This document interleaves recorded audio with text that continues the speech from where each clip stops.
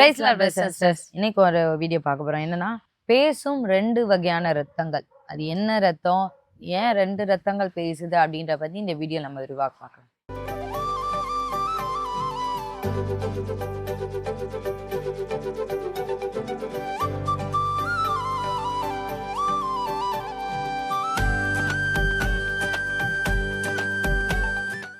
ஒரு ரத்தம் பாத்தீங்கன்னா நமக்கு விரோதமா பேசுற ரத்தம். அதாவது நமக்கு சாபத்தை கொண்டு வரும்படியாக நமக்கு விரோதமா பேசுகிற ஒரு ரத்தம் இருக்கு.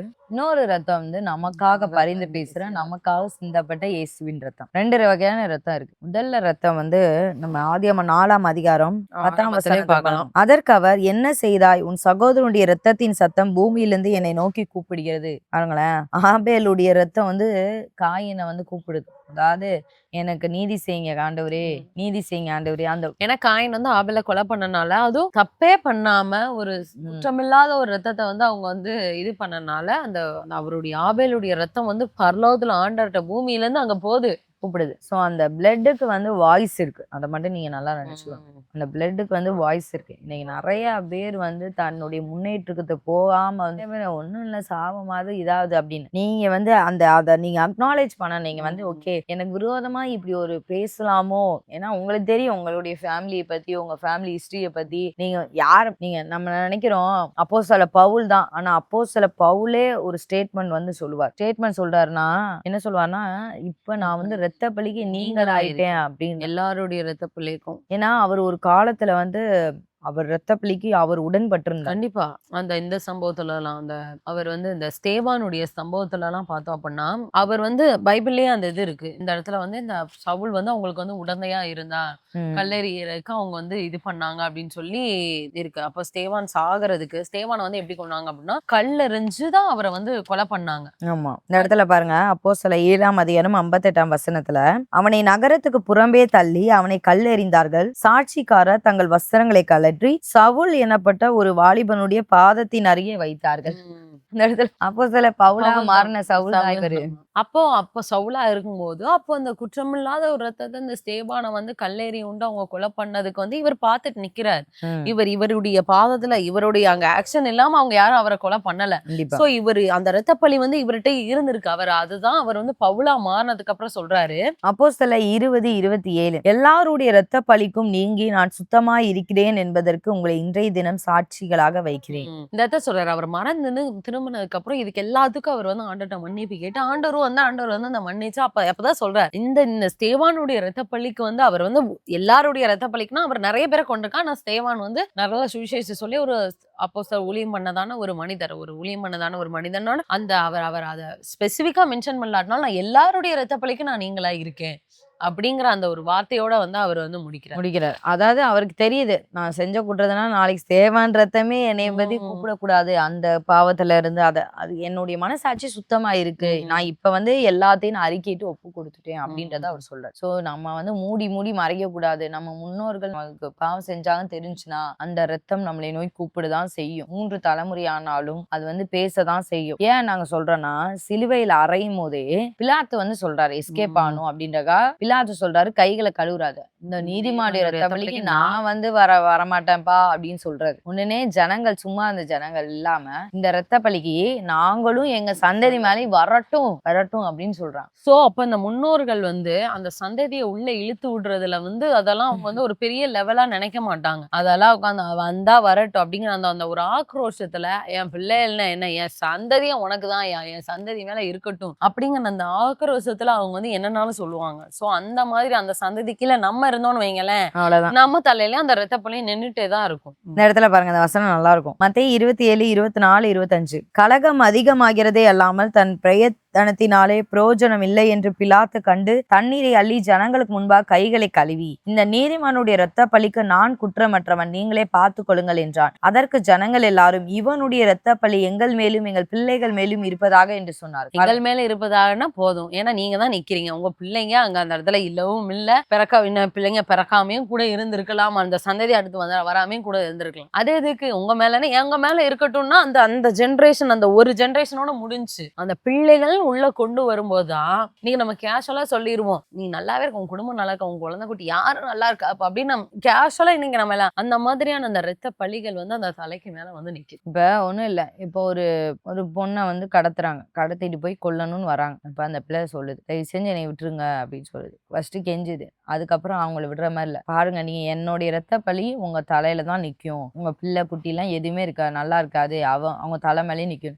நான் இருந்தா இருந்துட்டு போகுது அந்த என்ன ரத்த பழி. என் மேல என்ன, என் சந்ததி மேலே இருந்தா இருந்துட்டு போதும், உனக்கு என்ன அப்படின்னு அப்படின்னு சொல்லி சொல்லி கொன்னாங்கன்னு வைங்களேன். அதுதான் அந்த நம்ம வந்து இது பண்றது. ரத்தம் வந்து அந்த ரத்தம் வந்து நம்ம ஆண்டவர் விரோதமா தேவனை நோக்கி பேசி கூப்பிடும். ஆண்டவர் மேல பரலோகத்தை நோக்கி கூப்பிட்டுச்சுன்னா அடுத்த நிமிஷம் நியாய தீர்ப்பு தான் வரும். நம்ம கண்டிப்பா. அந்த ரத்தப்பழி நம்ம மேல நிக்கிறனால சோ இது நமக்கு வந்து நிறைய பேர் வந்து இந்த கான்செப்டை தப்பா புரிஞ்சுக்கிறாங்க. இயேசுவை நான் ஏத்துக்கிட்ட அடுத்த நிமிஷமே ஓகே தான், நம்ம ஏத்துக்கிட்ட அடுத்த நிமிஷம் அவர் நமக்கு நம்மளுடைய சாபத்துக்காக ரத்தப்பழிக்காக அவர் சிலுவையில மறிச்சு இது பண்ணிட்டாரு. ஆனா அந்த அத்தாரிட்டியை நம்ம எடுத்து நம்ம லைஃப்ல உள்ளதெல்லாம் நம்ம கிளியர் பண்ணணும். இயேசுவை நீங்க அந்த ஏத்துக்கிட்டோம். ரத்தம் பேசும்போது உங்களுக்கு இந்த ம். வசனம் சொல்ல தெரியணும். இங்க பாருங்களேன், இந்த வசனம் தான் அது. பவுல் சொல்றாருல, அப்போஸ்தலர் பவுல் சொல்றாரு, நான் எல்லாருடைய ரத்த பழிக்கு நீங்களா இருக்கிறேன், சுத்தமா இருக்கேன் இப்போ. சுத்தமா இருக்கேன் அப்படின்னு சொல்றாரு. அந்த அளவுக்கு நம்மளால சொல்ல முடியணும். ம். சத்துரு வந்து சொல்லும் போது நமக்கு சொல்ல முடியணும். எபிரேயர் 12:24 இருக்கு. இந்த வசனத்தை நம்ம எல்லாருக்கும் சொல்ல தெரிஞ்சிருக்கணும். புது உடன்படிக்கையின் மத்தியஸ்தராகிய இயேசுவின் இடத்துக்கும்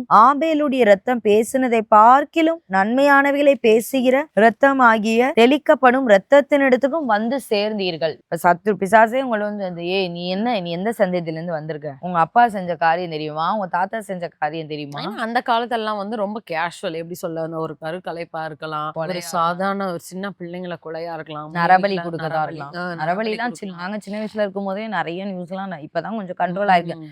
இப்பயும் எப்படி இருக்குன்னு தெரியல. ஒரு வேலை மறைக்கிறாங்களா என்னங்கிறது தெரியல. ஆனா இந்த மாதிரியான நிறைய விஷயங்கள், நிறைய கொலைகள் வந்து அந்த காலத்துல வந்து ரொம்ப இருக்கு. இந்த ஜெனரேஷன் வேணா நமக்கு வந்து இப்ப இந்த ஒரு இதுல வேணா நமக்கு வந்து கொஞ்சம் இல்லாம இருக்கலாம்னு வச்சுக்கோங்க. நம்ம அப்பா அம்மா கொஞ்சம் இதுல வந்து, ஆனா நம்ம தாத்தா பாட்டி காலத்துல பயங்கரமா இருந்திருக்கு. அதுக்கு முன்னாடி உள்ள ஜெனரேஷன்லாம் பாத்துக்கோ, அந்த ஒரு ஆதிக்கம், ஏதோ ஒண்ணுனாலும் போட்டு அடிக்கிறது, உடைக்கிறது, சின்ன சின்ன கொலை பண்றது, கொலை பண்ணி அதை மறைக்கிறது, மறைக்கிறது. ஆக்சிடென்ட் ஆகி நிறைய பேர் வந்து ரோட்ல வந்து ரத்தம் சிந்தி சிந்தி அப்படியே விட்டுட்டு போன கேஸ்லாம் நிறைய இருக்கு. அந்த மாதிரி பண்றது, இந்த மாதிரிலாம் நிறைய விஷயங்கள் வந்து இருக்கு. இது எல்லாமே வந்து அந்த ரத்தப்பழி ஒருவேளை உங்களுக்கும் அவங்க அந்த சம்மந்தப்பட்ட குடும்ப நபரோ யாரோ ஒருத்தவங்க உங்களுக்கும் உங்க பிள்ளைக்கும் உங்க சந்ததிக்கும் வரும் அப்படின்னு சொல்லியிருந்தாங்கன்னா நம்ம தலைமையில் நமக்கு தெரியாமே, நம்ம இப்ப 3வது ஜெனரேஷன் 4வது ஜெனரேஷனா கூட இருப்போம், ஆனா நமக்கு தெரியாமே இருக்கும். இதை தான் நம்ம இந்த வசனத்தின் மூலமா நம்ம இப்ப வந்து மேற்கொள்ளணும். ரட்சிக்கப்பட்டதான நாம இந்த வசனத்தை வைத்து நம்ம வந்து மேற்கொள்ளணும். பிசாசுக்கு வந்து நம்ம ஹிஸ்டரி வந்து தெரியும், நம்ம எத்தனை தலைமுறைக்கு முன்னாடி நின்னாலும் அவனுக்கு வந்து அந்த ஹிஸ்டரி வந்து தெரியும். அப்படிங்கும்போது அந்த ஹிஸ்டரி எடுத்துட்டு வந்தா சொல்லுவான், அவன் வந்து காமிப்பாங்க, பத்தியா உன்னோட நீ உத்தமமா நீ பேசாதப்பா, உன்னோட முன்னோர்கள் ஆன்செஸ்டர்ஸ் பண்ற வேலையெல்லாம் பாத்துக்கோ அப்படின்னு சொல்லி லைனா கூட நம்மகிட்டே கூட காமிக்க வருவான். இவங்க இப்ப நமக்கே ஒரு சில ஸ்டோரிஸ் எல்லாம் நீங்க கேள்விப்பட்டிருக்கலாம். உங்களுடைய தாத்தா அம்மார்கள் இப்படி பண்ணிருக்காங்க, இத்தனை பேர்த்த அடிமையா வச்சிருக்காங்க, இத்தனை பேர்த்த இது பண்ணாங்க, கொலை பண்ணாங்க, இவ்வளவு இது பண்ணாங்க, இந்த சின்ன பிள்ளைய கொண்டு போட்டாங்க, இந்த மாதிரி சின்ன பிள்ளை கொண்டு போட்டு போச்சு வச்சுட்டாங்க, அதெல்லாம் நிறைய கதையை நீங்க கேட்டிருக்கலாம். ஆனா அந்த மாதிரி கதையில கேட்டுதான் நீங்க கதையோட விட்டுறாம இந்த உடன்படிக்கையை நம்ம வந்து கரெக்டா எனக்கு விரோதமா எந்த ரத்தம் எனக்கு விரோதமா பூமியில இருந்து கூப்பிடுது எனக்கு தெரியாது. ஆனா எந்த ரத்தம் நீ கூப்பிட்டாலும் உன்னை பார்க்கிற நன்மையானதை பேசுகிற இயேசுவின் ரத்தத்தினதுக்கு நான் வந்து சேர்ந்துட்டேன். சோ இனி நீ கூப்பிட முடியாது, எனக்கு விரோதமா நீ பேச முடியாது. உண்மையாமே நம்ம என்ன செய்ய முடியும், நம்ம முன்னோர்கள் யாரோ செஞ்சதுக்கு நம்ம எதுவுமே செய்ய முடியாது. ஆனா பிசாசோடைய வேலையே ஆண்டவர் சொல்லிக்க, பாவம் செய்யற ஆத்மா தான் சாவும், யார் பாவம் செஞ்சாங்களோ அவங்களுக்கு தான் அந்த நியாய தீர்ப்பு வரும்னு வச்சுக்கோங்க. ஆனா பிசாசு நம்ம கிட்ட வந்து இல்ல அப்படின்னு சொல்லி நம்மளை குற்றப்படுத்துறதுக்காகவே இந்த ஒரு விஷயத்த கொண்டு வந்து நிற்பான். அப்போ நம்ம இந்த வசனத்தை எடுத்து சொல்லி நீ எல்லாம் என்ன குற்றப்படுத்த முடியாது, அட்லீஸ்ட் அதை அவன்கிட்ட பேசுறதுக்காவது நமக்கு இந்த வசனம் வந்து தெரிஞ்சிருக்கும். அந்த நாலேஜ் வந்து நமக்கு இருக்கும். இப்ப நம்ம ஒருத்தவங்க நம்ம கடைக்கு போறோம், நமக்கு வந்து கணக்கு வழக்கு தெரிஞ்சா மட்டும்தான் நம்மளால, இப்ப நம்ம 100 ரூபா கொடுக்குறோம், 80 ரூபாய்க்கு பொருள் வாங்குறோம், அவங்க மிச்சம் நமக்கு 20 ரூபா கொடுக்கணும். இது வந்து எப்படி நமக்கு தெரியுது, நமக்கு கணக்கு தெரிஞ்சனாலதான் நமக்கு தெரியுது. அப்ப அவங்க 80 ரூபா கொடுக்காம மிச்சம் 20 ரூபா கொடுக்காம எல்லாம் சரியாயிடுச்சு, நீங்க கொடுத்த காசு கரெக்ட் ஆயிடுச்சுன்னு சொல்றாங்கன்னு வைங்களேன், நம்ம சொல்லுவோம் கணக்கு, நான் 80 ரூபாய்க்கு பொருள் வாங்கியிருக்கேன், 20 ரூபா நீங்க தரணும் அப்படின்னா என்ன தரணும், அந்த கணக்கு மேக்ஸ் வந்து நமக்கு தெரிஞ்சனாலதான், அந்த கூட்டல் வகுத்தல் கழித்தல் எல்லாம் தெரிஞ்சனாலதான் நமக்கு சொல்ல தெரியுதுன்னு வைங்களேன். இதே தெரியலன்னா அந்த கடைக்காரன் உங்களை எப்படினாலும் ஏமாத்தலாம், உங்களுக்கு கணக்கே தெரியாது, ஆனா கை ஏமாத்தலாம் இருக்கு கூட, நீங்க தான் இன்னும் 20 ரூபா கொடுக்கணும்னு சொல்லலாம், என்ன வேணாலும் செய்யலாம். இதுதான் பிசாசனுடைய ட்ரிக். அவன் வந்து, ஆனா நமக்கு அந்த நாலேஜ் இருந்துச்சு தெரியும் மேல, அதுக்கு மேல அந்த ஒரு விஷயத்துக்கு நம்ம டிஸ்டர்ப் பண்ண மாட்டோம், நமக்கு அந்த நாலேஜ். அதனாலதான் ஆண்டவர் சொல்றாரு, நீங்க என் ஜனங்கள் அறியாமையினால சங்காரமாயிரு, அறியாமையினால் சங்காரமாயிரு சொன்னது சொன்னதுக்கு காரணம் அதான். நம்ம அந்த அறிவு நமக்கு வேணும். அந்த வசனம் எங்க இருக்கு? அந்த வசனம் எபிரேயர் 12:24 ஓகே. அந்த மாரி நான் சத்துருட்ட எனக்கு இத சொல்ல தெரியணும் அப்படின்றத வந்து நம்ம நல்லா நோட் பண்ணி அப்புறம் இன்னொரு இடத்துல நம்ம பார்க்குறோம், சகோதரனை நம்ம பகைக்கிற எவனும் நம்ம வந்து கொலையாளியா தான், கொலைபாதகனா தான் இருக்கும். ஸோ அந்த இதுலயும் நம்ம வந்து இரத்தப்பழி இருக்கக்கூடாது. அப்புறம் வந்து மக்களுக்கு சுவிசேஷம் சொல்லாம விட்டு பரலோகத்துல அவங்க போய் அந்த இரத்தப்பழியும் நமக்கு இருக்கக்கூடாது. அதனால நாம் சொல்ற கடமை நம்ம சொல்லிடணும். அவங்க அக்செப்ட் பண்ணாலும் சரி, பண்ணாட்டாலும் சரி. அதான் சார் இப்பெல்லாம் நமக்கு வந்து மீடியா பிளாட்ஃபார்ம் இருக்கு. ஸோ நம்ம வந்து பப்ளிஷ் பண்ணலாம், உங்க ஸ்டேட்டஸ்ல நீங்க வைக்கலாம்.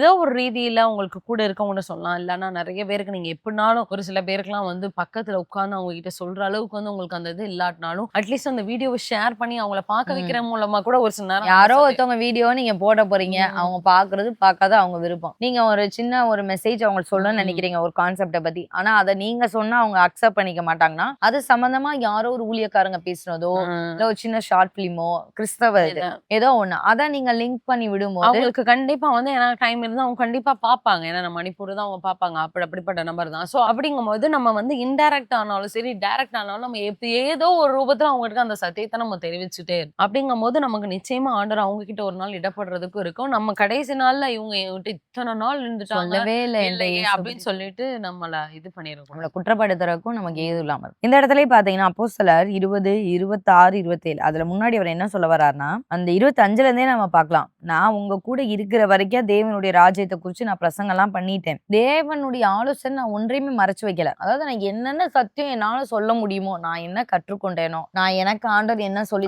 என்ன வெளிப்படுத்தி எனக்கு கொடுத்தாரோ அது எல்லாத்தையுமே நான் சொல்லிட்டேன். சோ அதனாலதான் அதுக்கப்புறம் அந்த ஸ்டேட்மெண்ட் சொல்றாரு. அதனால எல்லாரும் யாருமே வந்து எனக்கு பவுல் இதை சொல்லியே தரல அப்படின்லாம் யாரும் சொல்ல முடியாதுப்பா. நீங்க அந்த அளவுக்கு நான் எல்லாமே சொல்லி தந்துட்டேன். சோ எல்லாருடைய இரத்த பலிக்கு நான் நீங்களா இருக்கிறேன் அப்படின்னு சொல்றேன். நாளைக்கு பின்னாடி நீங்க வந்து எனக்கு குற்றச்சாட்டு பண்ணிடக்கூடாது. அந்த அர்த்தத்திலையும் அவர் வந்து சொல்றாரு. அதுலயும் இயேசு கிறிஸ்துவே அப்படிதான் சொன்னார். நான் பிதா சொல்லியிருக்கத ஒன்றையும் நான் மறைக்காம நான் எல்லாத்தையும் நான் உங்களுக்கு வந்து சொல்லி கொடுத்துட்டு ஏன் இதை நம்ம சொல்றோம் அப்படின்னா நிறைய பேர் ரகசிய கிறிஸ்தவங்க நீங்க இருக்கீங்க. உங்களை திட்டினாலும் சரி திட்டாட்டினாலும் சரி அட்லீஸ்ட் நீங்க ரகசியமாவே இருக்க முடியாதுல்ல. ஏதோ ஒரு தருணத்துல நீங்க வந்து சொல்லுங்க. அவங்க அதை அக்செப்ட் பண்றதும் அக்செப்ட் பண்ணாம விடுறதும் அடுத்த கதை. ஆனா நீங்க வந்து சொல்லுங்க, இந்த மாதிரி நான் ஒரு சின்ன அற்புதத்துக்காக இயேசுட்ட போனேன், அவரு செஞ்சுட்டாரு, அதுல இருந்து எனக்கு இயேசு மேல ஒரு சின்ன நம்பிக்கை இருக்கு, அப்படியாவது ஆரம்பிங்க. நீங்க சொல்லாமே விட்டுட்டு கடைசியில எப்பா நீ முன்னாடியே சொல்லியிருந்தா நான் அக்செப்ட் பண்ணிருப்பேன்ல அப்படின்னு அவங்க சொல்ற அளவுக்கு நீங்க வச்சுக்க. கண்டிப்பா நீங்க நினைக்கலாம் ஐயோ என் குடும்பத்துல கொன்றுவாங்க இந்த மாதிரி விஷயம் சொல்லும் போது ஒருவேளை அவங்களுமே மனசுக்குள்ள அந்த ஏதோ ஒரு மாற்றத்துக்காக ஏங்கிட்டு இருந்த ஒரு நபரா கூட இருக்கலாம். ஏன்னா வெளியே ரஃபா இருக்கவங்க ஆட்ட சட்டமா இருக்கவங்க நம்ம யார் இருதயத்தையும் நம்ம கணிக்க முடியாது. அதுதான் நான் சொல்ல வரேன். எந்நேரம் யாருடைய இருதயம் வந்து இழகும், எந்நேரம் யாருடைய இருதயம் வந்து கல்லா மாறும் அப்படிங்கறது ஆண்டவருக்கு தெரியும். ஒரு சின்ன கல்லான இருதயத்தை ஆண்டவர் அந்த அந்த ஸ்பாட்ல கூட ஆண்டவர் வந்து அதை சதையா மாத்தி கூட வச்சிருப்பாரு. அதனால நம்ம யாரையுமே நம்ம ஜட்ஜ் பண்ண முடியாது. மித்த எந்த ஒரு பிரச்சனைக்கும் முரட்டாட்டமா இருக்கலாம். ஆனா ஆண்டவரும் வரும்போது சாஃப்டான பீப்புள்ஸ் நிறைய பேர் இருக்காங்க. அப்போ சில பவுலே அப்படிதானா? பவுலா இருந்தப்ப அவ்வளவு மூர்க்கமா இருந்தாரு, எவ்வளவு இது பண்ணாரு. ஆனா ஆண்டவர் ஒரே ஒரு நாள் அவருக்கு ஒரு ஜஸ்ட் அந்த வெளிச்சத்தை அனுப்பி அவர் பேசினதா உடனே அவர் ஆண்டவரே நீர் என்ன செய்ய சித்தமா இருக்கு. அந்த மனுஷனா அனனியாவே சொல்லுவாரு, இப்படி ஒரு மனுஷனா நீங்க தெரிஞ்சு கொண்டீங்க, அவன் இந்த ஊர்ல வந்து பயங்கரமா வேலை பண்ணணும் தானே வரான் அப்படின்னு. ஆனா அந்த மனுஷனையும் ஆண்டவர் மாத்த முடியும். நம்ம சொல்றது நம்ம சொல்லிடணும். அதாவது 2 கான்செப்ட் தான். ஒண்ணு உங்க முன்னோர் செய்த பாவத்தினால ஒரு இரத்த பலி வருதா, அதை நீங்க பார்த்து இயேசுவினுடைய இரத்தம் தான் இதை விட நன்மையானதை பேச அந்த இரத்த பலியை கிளியர் பண்ணிருங்க. இன்னொன்னு சத்தியத்தை சொல்றவங்களுக்கு சொல்லாம விட்டுட்டு அது மூலம் ஒரு இரத்த பலி வராதபடிக்கும் நம்ம பார்த்துக்கணும். இந்த 2யுமே நம்ம பண்ணா போதும். மொத்தத்துல பேசுகிற 2 ரத்தம், ஒண்ணு நமக்கு விரோதமா பேசுற ரத்தம், இன்னொன்னு நமக்காக பரிந்து பேசுற இயேசுவின் ரத்தம். சோ இயேசுவின் ரத்தத்தை பத்தி உங்களுக்கு எல்லாம் தெரியும். ஏன்னா பிதாவானவர் அவர் வந்து நம்ம என்ன பண்ணாலுமே நமக்காக, ஏன்னா அவர் ரத்தம் சிந்திருக்காரு. சோ அந்த நியாய தீர்ப்புல அவர் அரியணையில ஏறி உட்கார்ற வரைக்கும் அந்த ரத்தம் நமக்கா பரிந்து பேசும். ஆனா நியாய தீர்ப்புல ஏறினக்கு அப்புறம் பரிந்து பேசாது. இதையும் நல்லா தெரிஞ்சு இயேசு கிறிஸ்து ரொம்ப அன்பானவர், எல்லாம் பரிந்து பேசுறவர்னு சொல்லிட்டு பரிந்து பேசுகிற ரத்த சிந்த இயேசுவாங்க உட்கார்ந்துருக்க மாட்டோம். சோ நம்ம இதையும் நம்ம தெரிஞ்சுட்டு ஆண்டவருடைய பரிந்து பேசுறதுலயும் நம்ம ரொம்ப அசால்ட்டா நினைச்சுக்க கூடாது. பிசாசை பேசுற இதையும் வந்து நம்ம அவன் பேசுற இதையும் நம்ம ரொம்ப கேஷுவலா எடுத்துட்டா விட்டுறக்கூடாது. அவன் பேசுறதுக்கு நம்ம எதிர்த்து நின்று வசனத்தை சொல்றதுக்கும் நம்ம ஞானம் உள்ளவர்களா கவனமா நம்ம இருக்கணும். இந்த வீடியோ உங்களுக்கு ரொம்ப பிரயோஜனமா இருந்திருக்கும் அப்படின்னு நான் சுவாசிக்கிறேன். நிச்சயமா நீங்க வந்து இது உங்களுக்கு புரிஞ்சிருக்கும் அப்படின்னு நினைக்கிறேன். இந்த 2 ரத்தத்தை பத்தி நீங்க வந்து இப்ப புரிஞ்சிருப்பீங்க அப்படின்னு நான் சுவாசிக்கிறேன். இந்த வீடியோ நீங்க அநேகருக்கு ஷேர் பண்ணுங்க. அந்த சத்தியம் தெரியாம பிரயோஜனமா இருக்கும். மீண்டும் அடுத்த ஒரு வீடியோல உங்களை சந்திக்கணும். கர்த்தர் உங்களை ஆசீர்வதிப்பாராக.